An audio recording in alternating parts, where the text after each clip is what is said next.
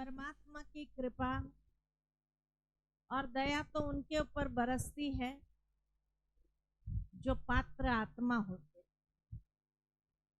कुपात्र पर कभी भी दया किसी की नहीं बरसती, सुपात्र पर ही दया और करुणा बरसती।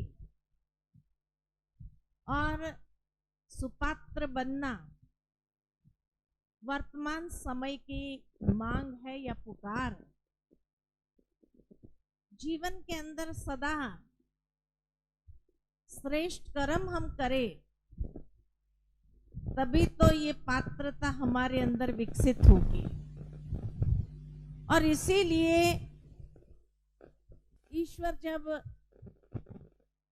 ऐसी पात्र आत्माओं को जब देता है तो कहा जाता कि छप्पड़ फाड़ करके दे देता है, क्या नहीं देता है, सुख शांति समृद्धि सब कुछ दे देता है। तो इसलिए कहा कि वर्तमान समय में समय की मांग के हिसाब से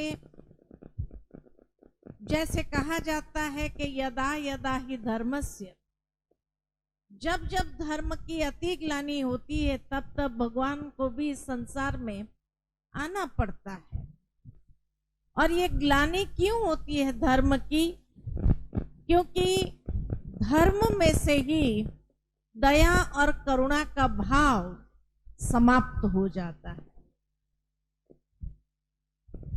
तभी महात्मा बुद्ध ने जीवन के लिए कहा कि दया धर्म का मूल है। दया धर्म का मूल कैसे? और पाप क्यों होते हैं? तो पाप मूल अभिमान, अभिमान से ही पाप होते हैं। और दया से, दया ही धर्म का मूल सिद्धांत है, मूल आधार है। तो आज किस तरफ दुनिया जा रही है? अभिमान की ओर आगे अग्रसर है या दया की ओर अग्रसर है? क्योंकि दोनों तो एक साथ में रह नहीं सकते। या तो दया भाव होगा या तो अहंकार होगा, अभिमान होगा। तो आज हम देखते हैं कि सारे संसार के अंदर, छोटे से बच्चे के अंदर भी अभिमान बहुत तीव्र गति से पनपने लगा है। आज दुनिया के अंदर जितने भी रिश्ते टूटते हैं, वो रिश्ते टूटने का कारण क्या है? अभिमान टकराता है तो रिश्ता भी टूट जाता है, परिवार बिखर जाता है। तो आज सारी दुनिया के अंदर जो भाव समय प्रति समय उठ रहा है, हर जगह मैं समथिंग हूं, मैं ऐसा हूं, मैं वैसा हूं, मैंने ऐसा किया। हर जगह दूसरा कोई गुणगान करे उसके बदले व्यक्ति स्वयं के गुणगान करने में ही लगा हुआ है। मैंने इतना किया, मैंने ऐसा किया, मैंने वो किया। और जहां ये मैं उसका जागृत हो जाता है, वहां तक कि इतना सिर चढ़ बोलने लगता है, तो क्या होगा? पाप कर्म आरंभ हो जाते। इसलिए कहा पाप का मूल अभिमान है और दया धर्म का मूल है। तो आज दया भावना समाप्त हो गई और अहंकार व्यक्ति के अंदर विशेष रूप से जागृत हो रहा है, विकसित हो रहा है। और उस कारण से प्रैक्टिकल देखा जाता कि मनुष्य किस दिशा में आगे बढ़ता जा रहा है। सुपात्रता की ओर आगे नहीं बढ़ रहा है, लेकिन दिनों दिन हिंसा, अनेक आत्माओं के प्रति दुख, शांति, टकराव, यही सारा बढ़ता जा रहा है। और दया भावना, करुणा भावना लुप्त होती जा रही है। जब महात्मा बुद्ध ने ये सिद्धांत लोगों को जीवन के लिए दिया कि दया धर्म का मूल है, तो वो दया भावना क्या है? आज हरेक को किसी न किसी समय पर किसी न किसी व्यक्ति पर दया आती है। स्वामी विवेकानंद के जीवन की बात याद आती है कि स्वामी विवेकानंद ने एक बार अपने घर में थे तो उसकी माँ ने स्वामी विवेकानंद को कहा, जरा चाकू दे मेरे को। सब्जी काट रही थी तो कहा चाकू दे। तो स्वामी विवेकानंद ने चाकू देते समय जो तेज नोकीली धार थी वो अपने हाथ में पकड़ी और जो डंडा था वो उसकी माँ को पकड़ा है। छोटा सा बालक था, लेकिन छोटे से बालक के अंदर भी समझ थी कि धार उस तरफ नहीं पकड़ाई जाती है अगर किसी को चोट लग गई तो ये देख करके उसकी माँ ने उसको कहा कि तेरे जीवन के अंदर ये जो दया भाव है ना, ये तुझे बहुत आगे ले जाएगा।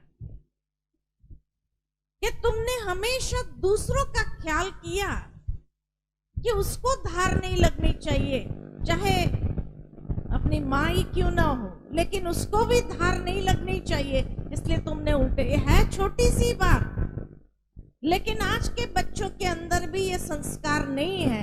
अगर माँ उससे चाकू मांगती है तो वो हाथा अपने हाथ में पकड़ता है और धार वाला हिस्सा सामने वाले को पकड़ा देता है। ये नहीं सोचता है कि उसको लग जाए तो, या उसके हाथ से अगर गिर जाए और उसके पैर पर गिरे तो कितना चोट आ सकती है। तो तब उसकी माँ ने जब ये बात कही कि ये दया भाव हर कर्म में जहां प्रत्यक्ष स्वरूप से दिखाई देने लगे कि किसी को भी किसी तरीके से चोट न लगे, न हमारे शब्दों से चोट लगे, न हमारे कर्म से चोट लगे, तो ये है दया भाव। और करुणा उससे भी ऊपर जो रिटर्न दिलाता है। एक बहुत सुंदर उदाहरण मुझे याद आता है कि एक बार एक छोटा बच्चा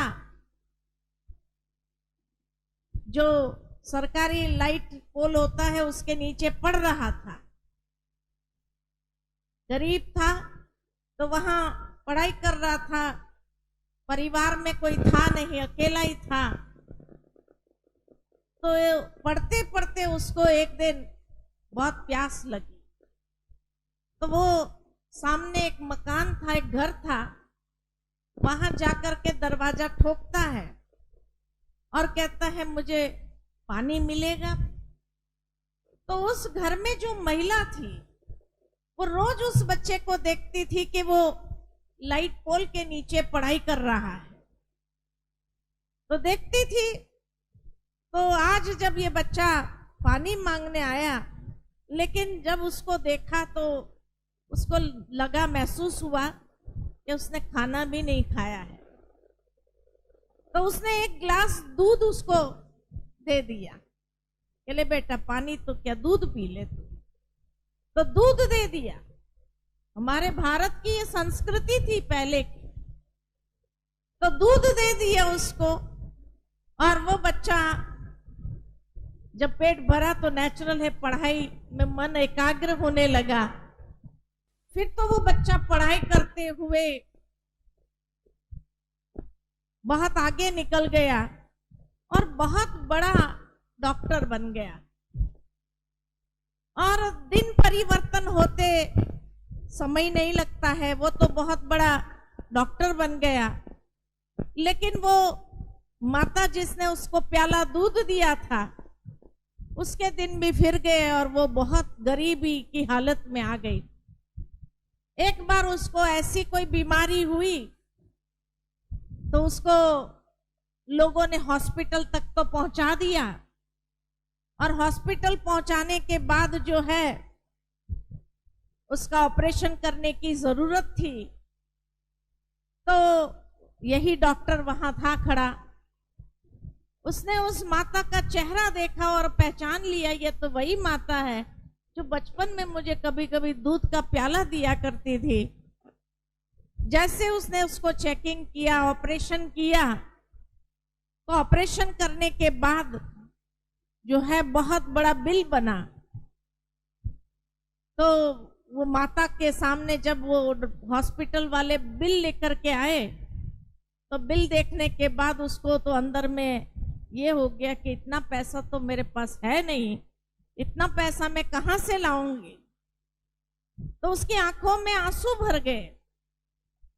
तो इतने में डॉक्टर साहब वहां आ गए और देखा उनका चेहरा, आंखों में आंसू देखा, हाथ में वो बिल देखा। तो उसके बाद उसने कहा ये बिल मेरे को दो। कहा डॉक्टर साहब मेरे पास तो इतना पैसा नहीं है। बोला कोई बात नहीं, आपका बिल तो भर गया है। तो बोला भर गया?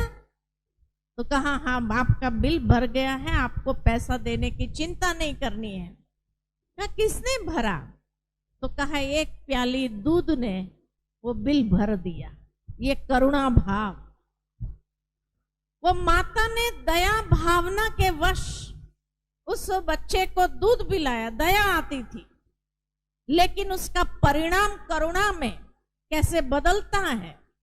और करुणा भाव जब उस डॉक्टर के अंदर से इमर्ज होता है तो प्रैक्टिकली उसका दुख दूर कर देने वाला कार्य कर देता है, उसका जान भी बचा देता है और उसके चेहरे पर खुशी ले आई। तब वो माता ने पहचाना, अच्छा बोले ये तो वही बच्चा है जिसको मैं दूध पिलाती थी, एक प्याला दूध देती थी, मैंने तो इतना दिया भी नहीं है। तो कहा आपने जो दिया है उसी के कारण तो मैं आज इतना बड़ा डॉक्टर बना हूं। तो ये करुणा भाव कैसे जागृत होता है। तो दया भाव और करुणा भाव रिटर्न करता है, करुणा भाव रिटर्न करता है। हमारे हर दया के जो कृत्य है, जो कर्म है, उसका रिटर्न आज नहीं तो कल हमारे जीवन में करुणा के रूप में प्रकट होता है। और साथ में उसमें उपकार जुड़ा हुआ है। तो दया, करुणा और उपकार कि जब माता ने उस बच्चे के ऊपर उपकार किया तो डॉक्टर ने उसके ऊपर भी उपकार कर दिया। तो ये तीनों का आपस में बहुत गहरा संबंध है। इसलिए जीवन में जब मौका मिले दया भावना से करते चलो। लेकिन आज दया कहां लुप्त होती जा रही और उसका कारण क्या है? तो दया लुप्त इसीलिए हो रही है क्योंकि जीवन से आध्यात्मिकता समाप्त होती जा रही है। इसलिए कहा आध्यात्मिक सशक्तिकरण करने की आवश्यकता है। और आध्यात्मिक सशक्तिकरण अर्थात जैसे प्रीति बहन जी ने बताया कि दिया जलाना है, आत्मिक ज्योत हमारे अंदर जागृत होनी चाहिए। आध्यात्मिक शब्द कहां से आता है? आध्यात्मिकता अध्ययन शब्द से आता है। अध्ययन, आध्यात्मिकता का मूल मतलब है अध्ययन द्वारा आत्म उन्नति करना। अध्ययन माना गीता के अंदर अर्जुन ने भगवान से प्रश्न पूछा, ये आध्यात्मिकता क्या है?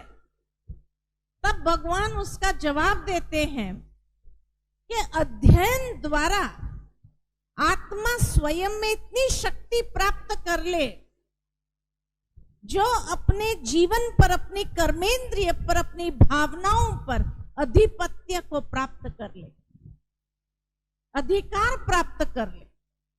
आज आध्यात्मिकता लुप्त हो रही है। उसका कारण कि हमारे जीवन का जो अधिपत्य था, आत्मा का जो अधिपत्य था अपनी कर्मेंद्रिय के ऊपर, अपने मन बुद्धि के ऊपर, संस्कार के ऊपर,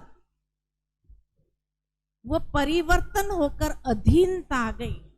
आज मनुष्य अपनी कर्मेंद्रिय के अधीन हो चुका है, अधिकार भाव नहीं रहा। देखना नहीं चाहते हैं, देख लिया, आंखें खुली थी, हम क्या करें। बोलना नहीं चाहते थे, किसी को दुख देना नहीं चाहते थे, शब्द निकल गए, क्या करें, है ना। तो ये अधीनता है। और जब मनुष्य जीवन के अंदर ये अधीनता आ जाती है कर्मेंद्रिय की, तो अधिपत्य समाप्त हो जाता है। अब वो अधिपत्य वापस लाने के लिए अध्ययन करने की आवश्यकता है। अध्ययन यानी ज्ञान का अध्ययन करने की जरूरत है। जब तक हमारे जीवन में ज्ञान का अध्ययन नहीं होता है, तब तक वो अधिकार अधिपत्यता हमारे जीवन में नहीं आ सकती। आज जिस तरह से संसार के अंदर व्यक्ति पढ़ाई का जब अध्ययन करता है, पढ़ाई में भी जब अध्ययन करता है तभी तो बड़ा ऑफिसर बन जाता है, कोई ना कोई अच्छी ऊंची पोस्ट को प्राप्त कर लेता है। तो अध्ययन जहां नहीं है वहां कोई प्राप्ति नहीं। ठीक इसी तरह जो आध्यात्मिक ज्ञान हमें प्राप्त होता है उसका भी अध्ययन करना जरूरी है। अध्ययन करना माना बार बार उसको स्मरण करना जरूरी। जिस तरह से आज हम नाम स्मरण करते हैं, भगवान का नाम स्मरण करते हैं, उसके जीवन की बातों को स्मरण करते हैं, लेकिन उसका ज्ञान भी स्मरण करने की आवश्यकता है। प्रतिदिन खाली नाम स्मरण कर लिया, लेकिन जीवन के आचरण में वो ज्ञान को हमने उतारा नहीं, तो अध्ययन द्वारा ही उस ज्ञान को हम अपने जीवन के अंदर शामिल कर सकते, अपने कर्म के अंदर शामिल करते। और जब अपने जीवन के अंदर उसको शामिल कर लेते हैं, तब आप प्रैक्टिकली देखेंगे कि जीवन के अंदर स्वयं की कर्मेंद्रिय के ऊपर भी हमारा अधिकार आ जाता है। और ऐसे श्रेष्ठ कर्म होने लगते हैं कि जिससे व्यक्ति उन्नति को अनुभव कर सकता है। इसलिए कहा आध्यात्मिकता माना ही अध्ययन द्वारा आत्म उन्नति का अनुभव करना। तो निरंतर जब अध्ययन करते हैं तो निरंतर आत्म उन्नति हमारी होने लगती है। अगर व्यक्ति जीवन के अंदर उन्नति नहीं कर पा रहा है, अगर व्यक्ति अपने जीवन के अंदर महसूस नहीं कर पाता कि हम आगे बढ़ रहे हैं, श्रेष्ठ कर्म करने की इच्छा होते हुए भी श्रेष्ठ कर्म नहीं कर पा रहा है, तो इसका मतलब आध्यात्मिकता का अध्ययन जीवन के अंदर नहीं। तो जिस तरह से एक बच्चे को भी रोज स्कूल भेजना पड़ता है, तभी वो पढ़ता है। घर में ABCD पढ़ा सकते हैं, फिर भी हम घर में नहीं पढ़ाते हैं, उसको स्कूल भेजते हैं। क्यों भेजते हैं? स्कूल भेजने का कारण क्या होता है? स्कूल में जब बच्चा जाता है तो वहां उसको माहौल मिलता है, संग मिलते हैं और बच्चों का, टीचर का। इसी तरह उसको साधन मिलते हैं, लिखने के लिए नोटबुक होती है, साधन होते हैं। तो वो जो साधना करना है उसको, उसकी प्रक्रिया में वो सफल होता है, अर्थात सीखने की प्रक्रिया उसकी तीव्र हो जाती है। इसीलिए हम स्कूल भेजते हैं बच्चों को। कोरोना काल में सभी ने ये महसूस किया कि जब बच्चों की स्कूल बंद हो गई तो घर में जब बच्चे सारा दिन रहते थे, कितना पढ़ाई करते थे, कितना उधम मचाते थे। क्या ज्यादा करते थे? उधम ज्यादा मचाते थे, पढ़ाई कम होती थी। भले ऑनलाइन पढ़ाई भी शुरू हुई, लेकिन ऑनलाइन पढ़ाई में भी बच्चों का मन नहीं लगता था, इतनी एकाग्रता बनती नहीं थी घर में। तभी कई बार माँ बाप बोलते थे ये स्कूल कब खुलने वाली है, ताकि बच्चों की एकाग्रता तो बने। तो बिना अध्ययन के एकाग्रता नहीं आती। तो आध्यात्मिक सशक्तिकरण जब हमें अपना करना है तो निरंतर आध्यात्मिक ज्ञान का भी अध्ययन करना बहुत आवश्यक। जब तक ये ज्ञान का अध्ययन नहीं होता है तब तक जीवन के अंदर उन्नति नहीं कर सकते। ये दया भावना, करुणा भावना, उपकार करने की भावना विकसित नहीं होती। आज आप सभी को यहाँ पर इसीलिए आमंत्रित किया गया है ताकि आप भी अपने जीवन के अंदर अध्ययन करते हुए उस भाव को जागृत करो। क्योंकि आज चारों ओर हिंसा, दुष्कर्म इतने बढ़ते जा रहे हैं। व्यक्ति के जीवन में से वो दया भावना, करुणा भावना, उपकार करने की भावना लुप्त हो जा रही है। तो आने वाला समय कितना खतरों से भरा हुआ है ये महसूस कराता है कि आने वाला समय शांति का, खुशहाली का नहीं दिखाई दे रहा है, क्योंकि हिंसक प्रवृत्ति बढ़ती जा रही। मनुष्य के मन के अंदर हिंसा यानी नकारात्मकता आ गई है और उसको सकारात्मक बनाने के लिए एक ही मात्र उपाय है, आध्यात्मिक सशक्तिकरण। बिना आध्यात्मिकता के जीवन के अंदर सतमार्ग के ऊपर जाने की प्रेरणा नहीं मिलती है, परिवर्तन नहीं आता। आज प्रैक्टिकली हम देखते हैं अच्छे अच्छे पढ़े लिखे लोग भी कौन सी दिशा जीवन के अंदर पकड़ लेते हैं, किस मार्ग पर आगे बढ़ जाते। आज दुनिया के अंदर जो इतना आतंकवाद बढ़ता जा रहा है, इतना टेररिज्म बढ़ता जा रहा है, ये जो बॉम्ब आदि बनाते हैं, ये कोई अनपढ़ व्यक्ति थोड़ी बना रहे हैं। ये अनपढ़ व्यक्ति नहीं बना रहे हैं, बुद्धिशाली व्यक्ति बना रहे हैं। लेकिन वो बुद्धिशाली व्यक्ति भी विकृत मार्ग पर चले गए और विकृत मार्ग पर जाने के कारण कितना प्लानिंग कर रहे हैं विनाश के लिए, है ना, कि महाविनाश आ जाए, पूरी संस्कृति समाप्त तो हो जाए, उसकी सारी तैयारी हो रही। तो यही बताता है कि आज सकारात्मक वातावरण क्षीण होता जा रहा है, नकारात्मक वातावरण बढ़ता जा रहा है। क्यों बढ़ रहा है?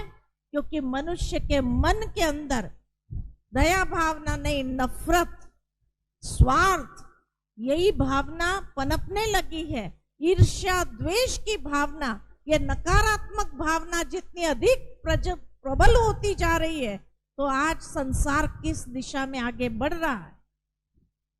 तो आने वाली जनरेशन का भविष्य क्या होगा, सोचने की बात है। कहीं ना कहीं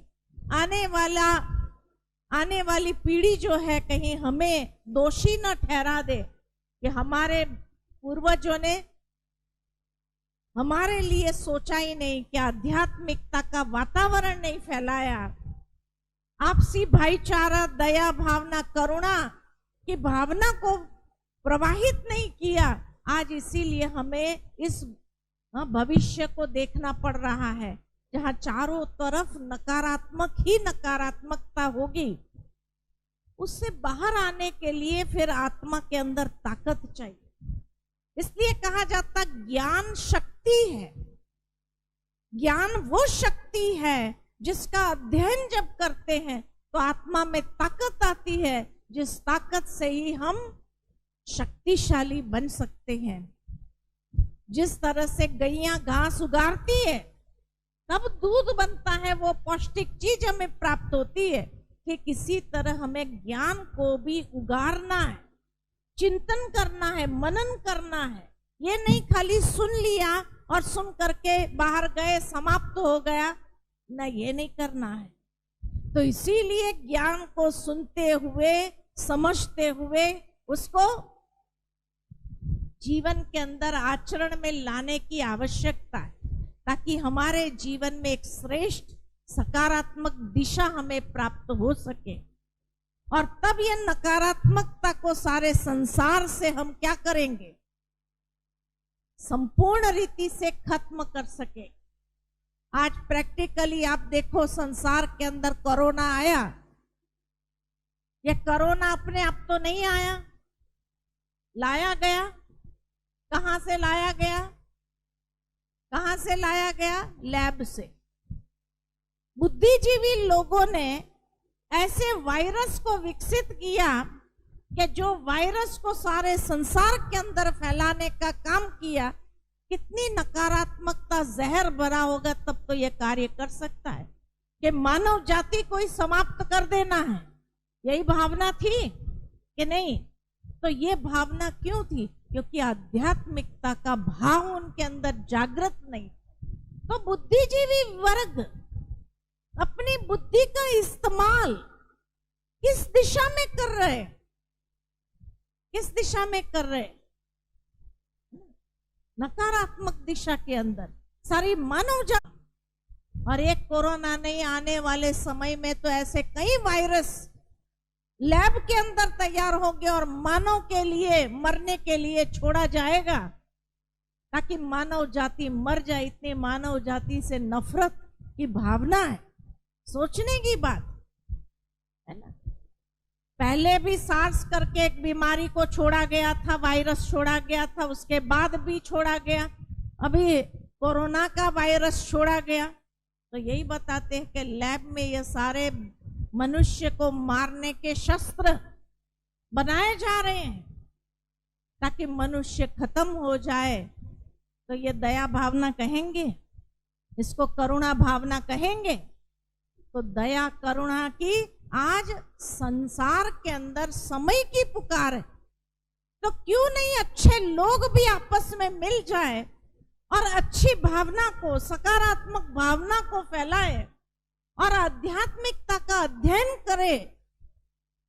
आप सोचेंगे हम नाम स्मरण कर रहे हैं, हम ये कर रहे हैं, हम सत्संग कर रहे हैं, लेकिन छोटे छोटे ग्रुप जब कर रहे हैं तो क्यों नहीं हम सब मिल करके इस भावना को फैलाएं, है ना, प्रवाहित करें।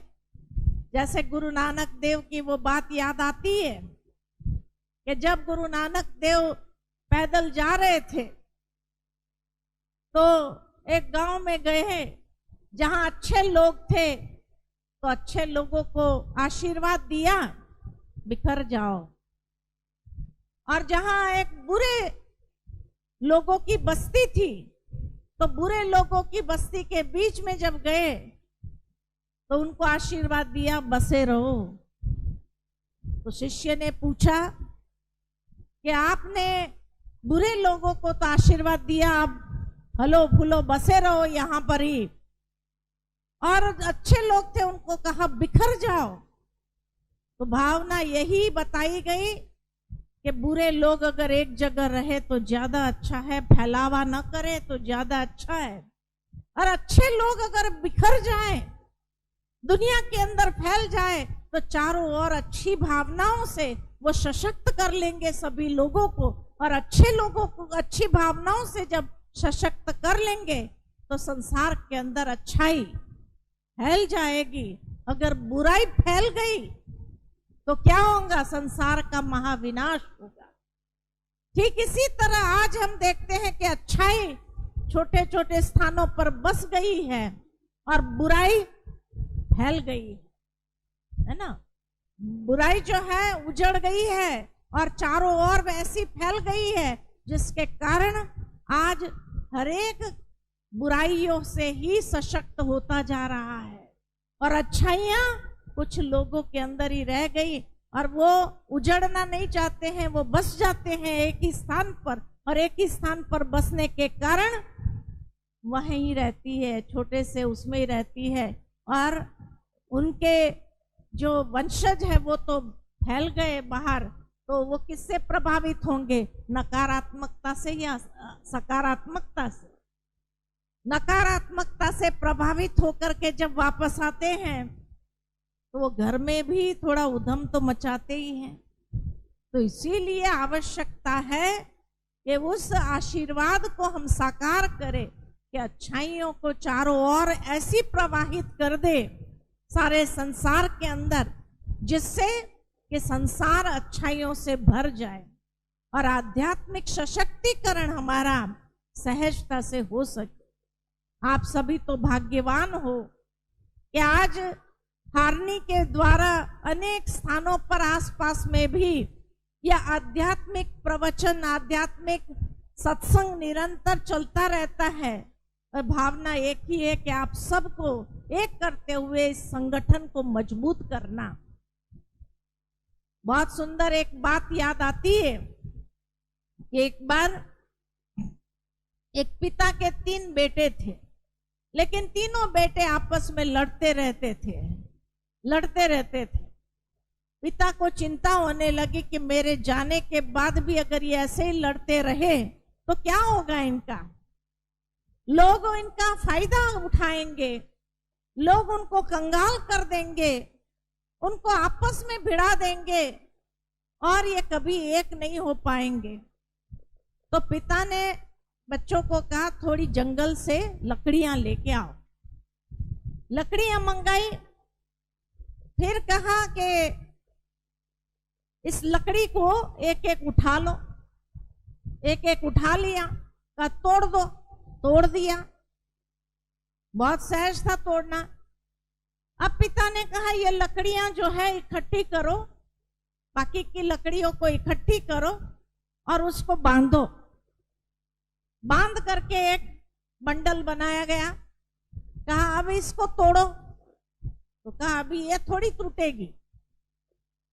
तो पिता ने बच्चों को यही समझाना चाहा, तुम तीनों अगर एक रहेंगे तो तुम्हारी शक्ति इतनी अधिक होगी, कोई तुम्हें तोड़ नहीं सकेगा। लेकिन अगर अलग अलग हो जाएंगे तो कोई भी तुम्हें तोड़ देगा, तुम्हारा फायदा लेगा, तुमको दिशा भटका देगा जीवन से। इसीलिए एकता में क्या है, संगठन में शक्ति है, संगठित रहो।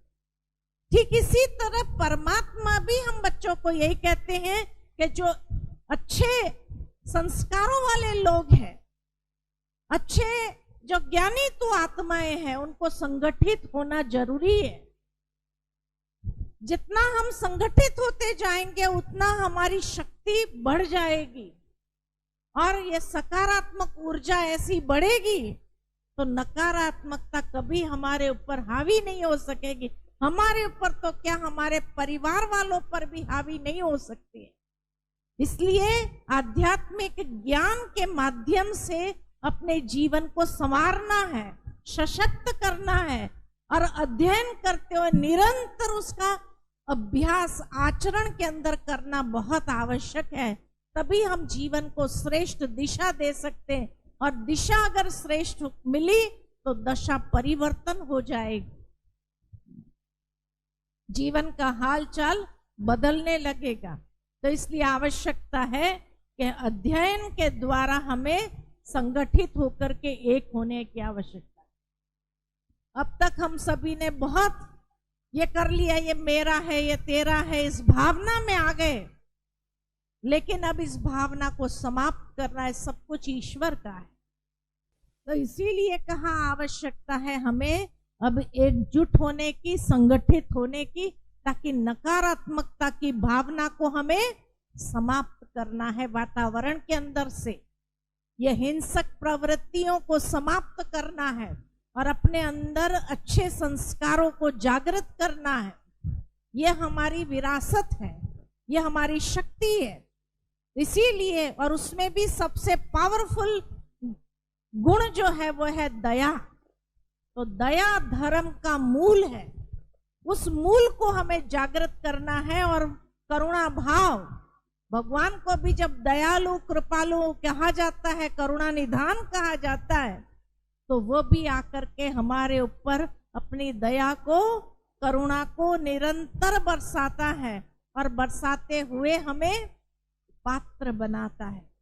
तो जीवन के अंदर और बातें, भौतिकता जो है और बातें जो है वो तो हर एक को प्राप्त होती है, लेकिन यह आध्यात्मिकता की विरासत भी अपने जीवन के अंदर, अपने आचरण के अंदर लाने की आवश्यकता है।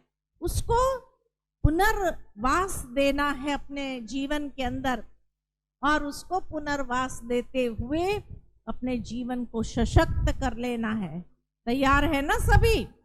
अकेले हैं ठीक है, बड़े सेठ है, कर रहे हैं, ये भावना रखनी है नहीं। हम सबको मिल करके कोई भी कार्य को करना है, और अच्छे कार्य करने में, हाथ बटाने में भी क्या होता है, उतना ही पुण्य की प्राप्ति होती है। हाँ, सारा पुण्य उनको ही अकेले को मिले, आप लोगों को नहीं मिले, ऐसा होना चाहिए क्या? ऐसा तो नहीं होना चाहिए। पुण्य का क्या होना चाहिए, सब में बंटना चाहिए ना। तो इसलिए आज के बाद ये भावना समाप्त कर देना, सुभाष भाई है, अकेले हैं, कर रहे हैं, वो तो करते ही है, हम सभी इसका लाभ लेते हैं, लेकिन लाभ तो तभी मिलेगा जब हम भी उनके साथ हाथ मिला करके कोई भी अच्छे कार्य के लिए सहभागी बन जाएंगे। तो दया और करुणा और उपकार सहज रीति से हमारे जीवन में आए, उसके लिए यह आध्यात्मिकता के द्वारा, यानी अध्ययन की शक्ति के द्वारा आत्म उन्नति करते हुए आत्मा को सशक्त करने की आवश्यकता है। ठीक है सभी? ठीक है, अच्छा। ओम शांति, ओम शांति, ओम शांति। थोड़ी देर के लिए हम सभी बैठेंगे परमात्मा स्मृति में और मेडिटेशन करेंगे। कुछ क्षण के लिए स्वयं को दैहिक स्मृति से परे आत्मनिश्चय करें। यह देह एक वस्त्र है जो हमने धारण किया है संसार रंगमंच पर अपना पात्र निभाने। वास्तव में हम चैतन्य शक्ति आत्मा है।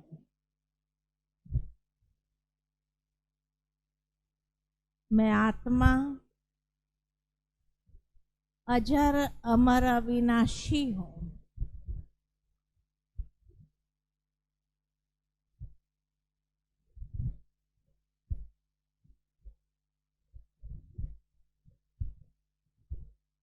एक चमकता हुआ दिव्य सितारा हूं।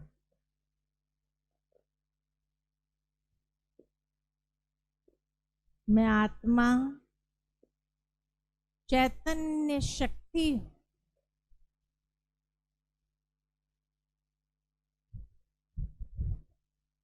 मुझ आत्मा का गुणधर्म शांति, प्रेम, दया भावना, करुणा भाव है। इन सकारात्मक शक्तियों की ऊर्जा से मुझे स्वयं को भरपूर करना है। आध्यात्मिक ज्ञान का अध्ययन करते हुए स्वयं को सशक्त करना है। मैं आत्मा शक्तिशाली बनती जा रही हूं।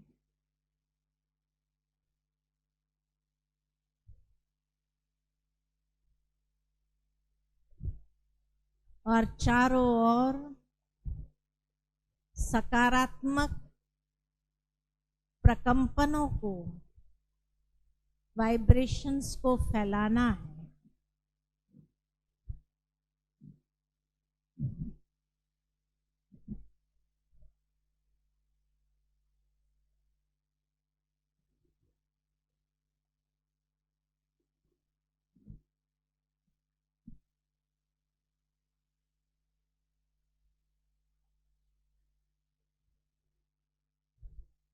ये सकारात्मक ऊर्जा से स्वयं को सशक्त करना, शक्तिशाली बनाना और संगठित रूप से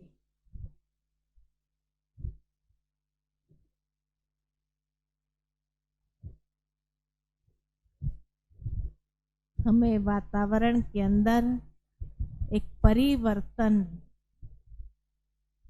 अनुभव करना है।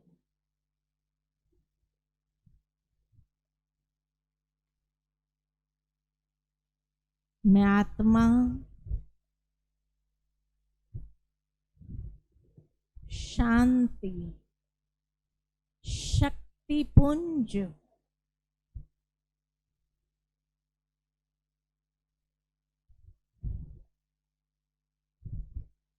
परमात्मा शक्ति की ऊर्जा को अनुभव करते हुए चारों ओर इन प्रकंपनों को फैलाना है। ओम शांति शांति शांति।